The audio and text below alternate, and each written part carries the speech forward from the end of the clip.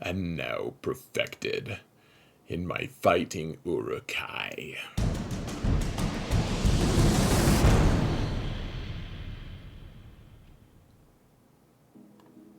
Hello everyone, and welcome to another episode of Xerath Prevails. Folks, we just recently had a State of the Galaxy released. I remember it like it was yesterday because it was yesterday, and there's a lot to go over. You can see the thumbnail here. We have got a couple errors, and they're just examples of me not being able to spell or do things the right way. So hopefully you continue watching the video, but I'll let you guys look and find my errors. You can say something in the comments. Be nice though. I'm sure there's lots of things. I'm sure there's lots of things I'm getting wrong here too. But I want to talk about all the different things that are going on here, folks. There's a lot, and there's implications that are huge for so many different people. So first, I do want to point out, or just remind you, please, if you want to support the channel for free, would really appreciate you hitting that like button, leaving a comment in the comments, or elsewhere. Do what you want, man. I'm not going to tell you what to do. Even if you're feeling crazy or bold, or both, they're not mutually exclusive. You can subscribe to the channel, even ding that bell. Don't do that though. That seems dumb. So that being said, Relic 9 is here, Territory War. Huge update for Territory Wars. There is a lot of stuff going on. Rancor raid, gear, so many things. ROUSs, you name it. So let's start looking at some of this, guys. Let's do some quick hitters. First off, here's what Relic 9 looks like. Just the stats, you can see this is Lord Vader's glove. What kind of a creepy relic is that, by the way? It's like, who knows what he's done with that? Like him and Padme, you just don't know. That being said, that everyone is getting at least 6,000 protection from Relic 9. Tanks get considerably more, so you're only getting 10 mastery instead of 15. So the jump from 7 to 8, you get 15 mastery, so you're going to be hitting harder. Like the change is going to be more noticeable in how hard you hit from Relic 7 to 8 than it is from 8 to 9. But I mean, this is still a decent jump, and you get that extra protection. Check this out, though. This is what they meant by how tanks are going to be impacted more. They said that this is the relic that all the tanks want to get, and I tend to agree, guys. Look at what Luke's ice cream sandwich does for him. It jumps his protection from 13,800 to 34,100, and that doesn't even count all the different mods that go with it. And so it's going to be quite hefty. If you look at the rule, the reason this is even more important for Jedi Master Luke, he's going to be the second guy at Relic 9. The first being Piet, the second being him, and we'll come out with some kind of crazy controversial list of Relic 9s eventually. But that being said, Jedi Master Luke, if he's the lead, which he normally is, he's going to be calling people to assist, or having them use his leadership to call people to assist. And every time they do that, they're doing damage based on his max protection. And when his max protection is jumping this much, plus whatever percent increase we get from the different mods he's wearing, he is going to be doing crazy damage. Not to mention, his crit avoid jumps another 4.5%. The guy is a truck or a tank. He's a tank, actually. That's what they say. The good news is, folks, the really good news is none of us have to worry about wanting to buy it, except for if you have a lot of money, because it costs $50 per pack, but those $50 packs no longer combine to make, you can't buy 2 to get 1 relic level. You have to buy 3 to get from relic 8 to 9, and that doesn't even count, like, you can spend these things, and that's fine, but it's like you're also negating the ability to get another character to Relic 8 because you're spending that many Relic materials. It is legitimately so crazy to get from 8 to 9. Now, other than that, guys, we also have the Territory Wars changes. A lot of stuff I have to say about that. Tons of stuff. I don't know how much we can get to it today, but the Territory War changes are, in my opinion, very positive for a lot of people. The Rancor raid has been changed. Check out those rewards, guys, in the middle there. 7 all the way down the line. 26 to 40. even gets 7 of those materials, which is huge. I know that's upsetting to some who like to merc, because people who like to merc usually get that those top 10 prizes, and it hurts not to get those prizes anymore. I understand that. However, not many people. I don't have time to merc, for instance. I don't have time to hit the raid hardly. Look, check this out. The raid started today, and I was able to get like 1 hit in. And I got 26th, and I was like, no, but it's the same rewards. The same rewards. 26 to 40. Wonderful. Look at that jerk end all be all there. Just looking at me like a Wampa looks at a Tauntaun. It's not okay. So that's it for quick hitters, folks. Let's actually, for just a minute, let's go look at the actual post that they sent us. So I think the biggest part, guys, so they're calling it State of the Gear Lexi, which is dad joke, and that's totally my domain, so they need to cut that crap out.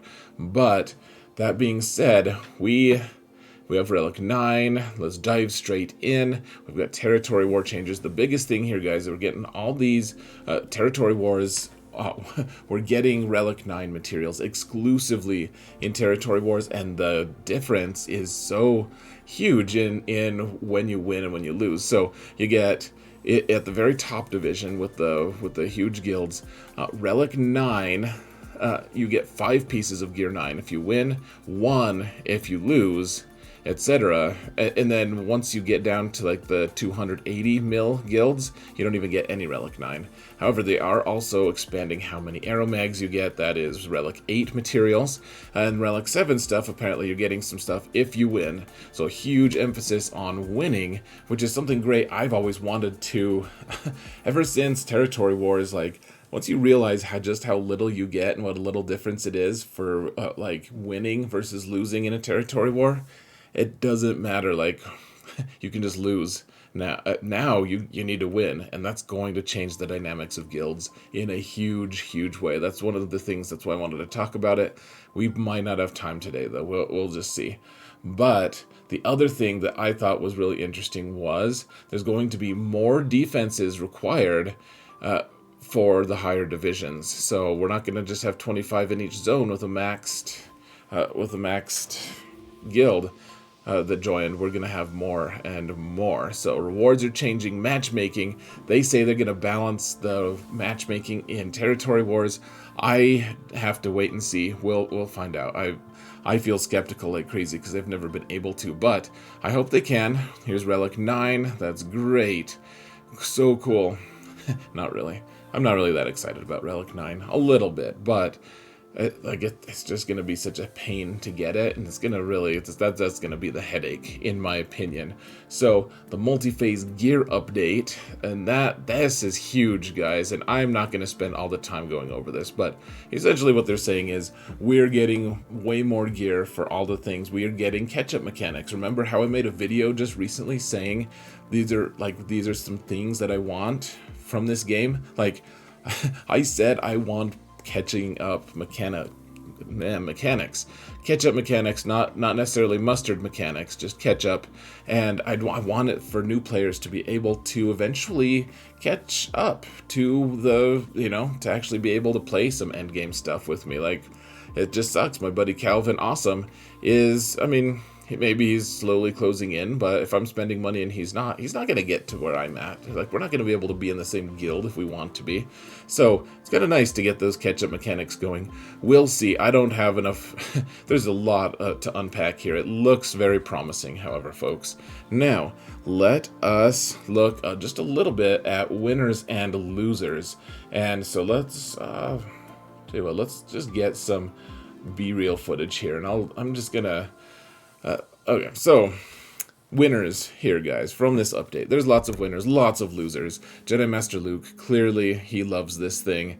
I asked him what he planned to do now that he's going to be doing more damage, and he literally told me, I think I'll be doing more damage. It was profound indeed. Now, The tip of the spear are kind of losers in a lot of ways. We'll talk about that, but I would say the shaft of the spear, to use that terminology, or rather the guys the shafted by the spear, are all gaining something huge here, guys. The Rancor raid is going to be way better for people who can't participate in raids, who don't have time to do that.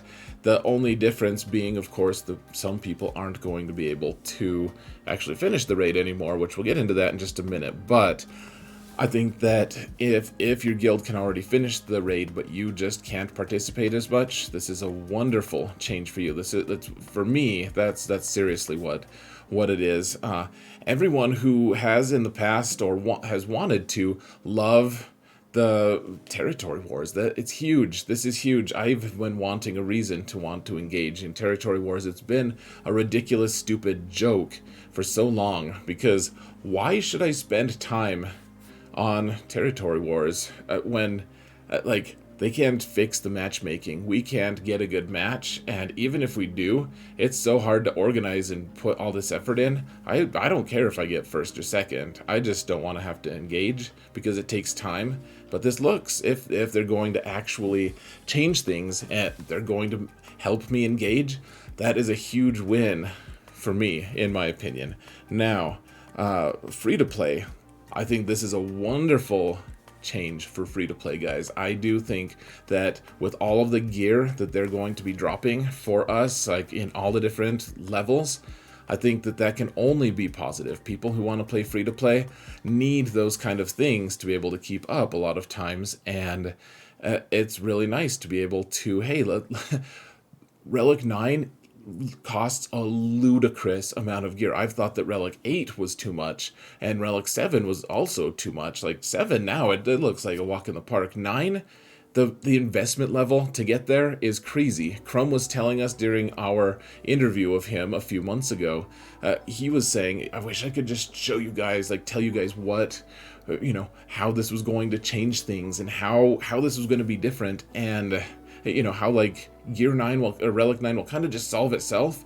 And what he was referring to, I'm pretty sure, is he just want it like territory wars. You can't get it through it without territory wars, so once you participate in those, then you'll get Relic 9 and you'll be good to go. Now, I mean, that's half of it. The other half, the farmable half, crazy gear requirements, just insane. And there's only one piece that's just territory wars specific. So I don't know. It's not easy to get Relic 9 by any stretch, and trying to add that to all of the different gear levels that we have, it just seems ruinous and stupid. So I would really like to have it'll be nice to have all this gear, especially guys, for me, I spend money on this game. I don't have Relic materials, I don't have the carbonite or bronzium wiring. Relic mats, like I can't, and that's like the base level stuff. If we get a ton of other new cool gear, that's going to eventually turn into Relic materials. So I'm very happy with that. Free to play is happy, and I think whales too. Like guys, I'm a whale, but I don't Kraken out. I don't have a huge amount of money to spend on this game. I don't have $150 to spend on one Relic level, that's for damn sure. But otherwise, folks, the losers of this, Krakens, I mean, I don't know if they really care. If they're already spending a lot of money, they probably don't really care if a new Relic level is $150 as opposed to 100. I'd have to ask them, but I mean, I've been spending some money on Relic levels for Relic 8, and this has priced me out. I don't think I'm going to be able to afford this unless we get more clicks on this channel. Maybe then we can actually, engage. So guys, click more. No, but you don't have to, but please do. Tip of the Spear is also another group that's kind of been shafted by this a bit, because here's the thing, folks. The guys who are the most hardcore, the guys who are in the top-end guilds who spend all their time on this game, they're also probably spenders. They're the most engaged, certainly, and they give the best feedback because they know all the things that are happening in this game. Those people are being hurt in a way, and I I don't know how to say this without, I can't relate because I don't have time to do this, but there are some guilds who literally don't actually do the challenge Rancor in their own guild. They just let the tickets pile up. They send every member of theirs out to Merc. That means like they go to another lower level guild and they get top 10 spots so that the lower level guild can get all the rewards from the CRancor and they can actually complete it while the bigger guys actually get top 10 rewards. This hurts them significantly because they're used to getting 8 to 11 materials and now they're only getting 7. And they don't even have to leave their guild to get that. They could just get, if they get 40th, they still get the same amount of Relic materials for Relic 8. And so this is going to hurt them. This is also, I mean, if you're like, oh, boo-hoo, who cares about a bunch of, like, tip-of-the-spear a-holes? And I get that. Even though I'm friends with a lot of these guys, I can relate. I don't really care about them getting their gear. Frankly, I just don't. They can... I can't do it. It feels unfair for them to be able to do it and me not be allowed to, kind of. So whatever. But the people that it's really screwing are the people in the lower level guilds who are no longer going to have mercs to help them, because it's not worth running out and merking. It's a pain in the butt to try to do, and the people aren't going to necessarily go for it. So it's going to be harder for lower level guilds who can't complete the Rancor on their own. They need help. So that kind of stinks. This update isn't great for people who love PvE and who hate PvP. If you like PvP, that's cool. Like, you get to play more stuff and it's going to be more balanced. That'll be fun. And if you're PvE, you have less incentive to play because you're going to be playing the Rancor less because you get less prizes. It's more distributed. Like, just play enough to stay top 40 and call it good. The gear is already pretty evenly distributed. Now the materials for Relic 8 is too. Like, kind of tough to have incentive to do that. Now, what else? I have this whole list, guys. Yeah, everyone who hates PvP are losers. You losers? No. Yeah, I think this is just a very interesting update, guys. I think Relic 9 is going to impact the game in some ways.